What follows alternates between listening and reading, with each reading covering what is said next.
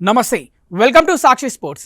ICC T20 ప్రపంచ cup 2026లో భాగంగా Bharat England మధ్య జరిగిన సెమీఫైనల్ మ్యాచ్లో ఆసక్తికర సన్నివేశం చోటు చేసుకుంది.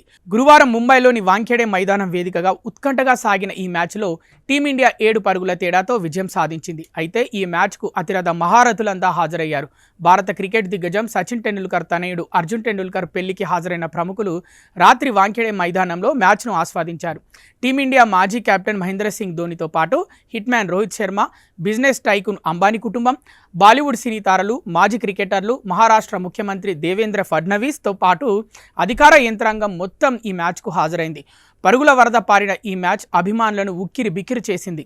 200 పరుగుల లక్ష్యాన్ని కాపాడుకునేందుకు టీమిండియా చెమటోడ్చాల్సి వచ్చింది. అయితే జస్ప్రీత్ బూమ్రా బౌలింగ్లో ఇంగ్లాండ్ విధ్వంసకర బ్యాటర్ శామ్ కరన్ డిఫెన్స్ చేశాడు.